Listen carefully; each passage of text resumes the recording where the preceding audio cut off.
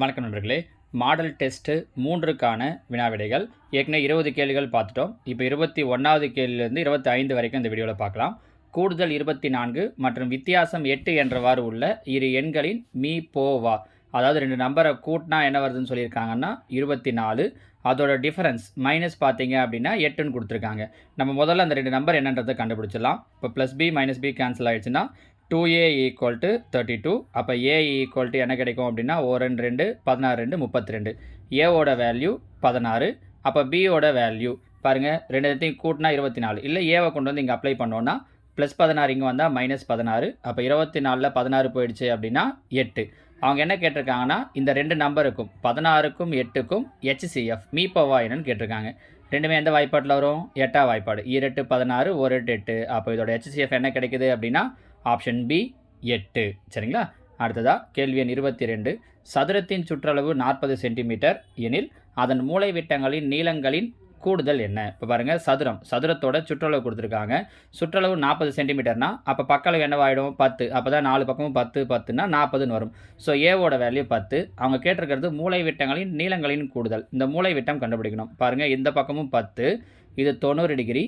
அப்போ இது என்னவாயிடும்னா கர்ணம் ஆகிடும். கர்ணம் கண்டுபிடிக்கணும்னா 2 பக்கத்தையும் ஸ்கொயர் பண்ணி ஆட் பண்ணணும். 10 ஸ்கொயர் பண்ணால் 100, இந்த 10 ஸ்கொயர் பண்ணால் 100, அப்போ 200. 200க்கு ரூட் எடுக்கிறோம். 200 எப்படி பிரிக்கலாம்? 2 × 100ன்னு பிரிக்கலாம். அப்போ 100 ரூட்டுக்கு வெளில எடுத்தோம் அப்படின்னா 10 √2. கரெக்டாக? இது ஒரு மூலை விட்டம். அவங்க கேட்டிருக்கிறது மூலை விட்டங்களின் நீளங்களின் கூடுதல். இது 10 √2னா இதுவும் 10 √2. அப்போ 2 10 √2 சேர்ந்து என்னவாயிடும் அப்படின்னா 20 √2ன்னு ஆகிடும். So answer option B 20√2. ஓகேவா? 23. 4 ஆட்கள் அல்லது 7 சிறுவர்கள் ஒரு வேலையை 29 நாட்களில் முடிக்கலாம் எனில் 12 ஆட்களும் 8 சிறுவர்களும் அந்த வேலையை எத்தனை நாட்களில் முடிக்கலாம்? அல்லது மற்றும் இந்த மாடல் இது. சரிங்களா? நம்ம இன்றைக்கி கூட இந்த மாடலில் காலை எழுந்தவுடன் கணக்கில் சொல்லும்போது சொல்லியிருந்தோம். பாருங்கள், என்ன பண்ணணும்? மேலே முதல் லைனில் கொடுத்த 4 7 29 மூணுத்தையும் பெருக்கிறோம். கீழே குறுக்கு பெருக்கல், அதாவது இந்த ஆட்களையும் சிறுவர்களையும் பெருக்கிறோம். 4 8 32. திருப்பி இந்த சிறுவர்களையும் ஆட்களையும் பெருக்கிறோம். 7ஐயும் 12ஐயும் பெருக்கணும் அப்படின்னா 84. ரெண்டுத்தையும் கூட்டணும் அப்படின்னா 116. கேன்சல் பண்ண முடியுமான்னு பார்க்குறேன். ஒரு நாள் 4, இங்கே 2 8, மீதி 3, 9 36, 29 29 கேன்சல் ஆகிடும். அப்போ மீதி இருக்கிறது 7. அப்போ எத்தனை நாட்களில் முடிக்கலாம் அப்படின்னு பார்த்தீங்கன்னா 7 நாட்கள். Option C. சரிங்களா? அடுத்ததாக கேள்வி எண் 24. ABCD என்பன பெருக்குத்தொடர் வரிசையில் உள்ளன எனில் B - C the whole square plus C - A the whole square plus D - B the whole square இதனுடைய மதிப்பு என்னன்னு கேட்டிருக்காங்க. பெருக்குத்தொடர் வரிசையில் இருக்குது அப்படின்னா அவங்க கொடுத்த நம்பர்ஸை நம்ம லெட்டர்ஸ் எப்படி எடுக்கணும்னா 1 1 2 2 4 4 2 8. அதாவது ஏவுக்கு 1, பிக்கு 2, சிக்கு 4, டிக்கு 8ன்னு எடுக்கணும். இதை கொண்டு வந்து இந்த இடத்துல அப்ளை பண்ணுங்கள். B - C. பிக்கு 2, சிக்கு 4. 2 - 4னா 2. ஸ்கொயர் இருக்கிறதால 2 ஸ்கொயர் பண்ணால் 4 ப்ளஸ் C - A. சிக்கு 4, ஏவுக்கு 1. 4ல் 1 போயிடுச்சுன்னா 3. 3 ஸ்கொயர் பண்ணால் 9. D - B. டிக்கு 8, பிக்கு 2. 8ல் 2 போயிடுச்சு அப்படின்னா 6. 6 ஸ்கொயர் பண்ணால் 36. ஸோ மொத்தத்தையும் கூட்டினோன்னா என்ன கிடைக்குது? 36 4 40, 49 கிடைக்குது. கீழே இருக்கிறதுல எந்த ஆன்சருக்கு 49 வருதுன்னு பார்க்கணும். B - A.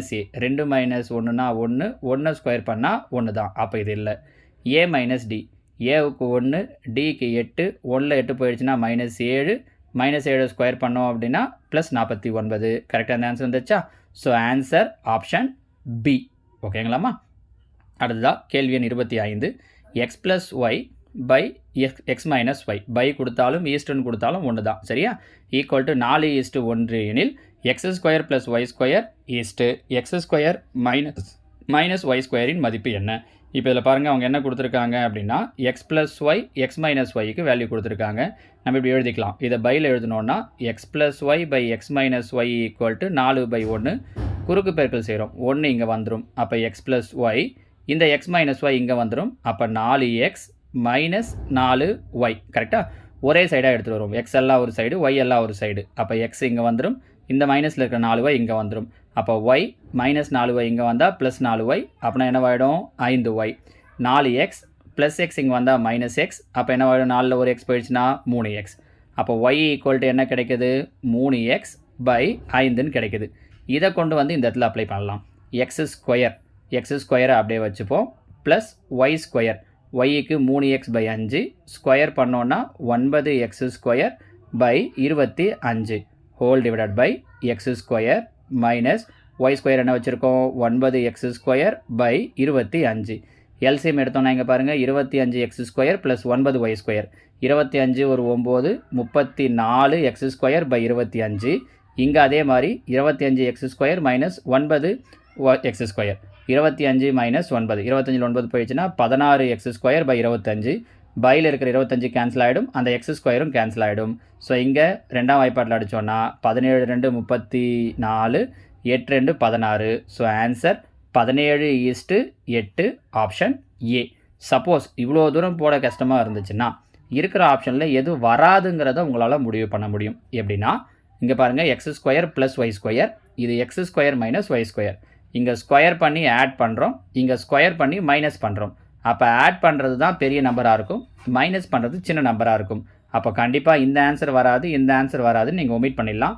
மீதி இருக்கிற ரெண்டுத்தில் ஏதாவது ஒன்றா தான் இருக்கும் அப்படிங்கிற முடிவுக்கு வரலாம்.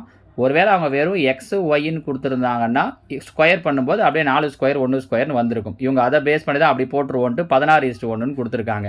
ஆனால் அப்படி கொடுக்கலன்றதால இதுவும் வராதுன்னு முடிவு பண்ணிவிட்டு நீங்கள் 17:8 அப்படின்னு சூஸ் பண்ணுறதுக்கு ஒரு வாய்ப்பு இருக்குது இந்த கொஷனில். சரிங்களாம்மா? ஸோ இதுதான் நம்ம நேற்றுக்கு கேட்ட மாடல் டெஸ்ட் 3க்கான ஆன்சருக்கு. நாளைக்கு எல்லோரும் குரூப் 4 எக்ஸாம் எழுத போகிறீங்க. ரொம்ப நல்லாவே ப்ரிப்பேர் பண்ணியிருப்பீங்கன்னு நம்புகிறேன். All the best. நல்லா எழுதுங்கம்மா.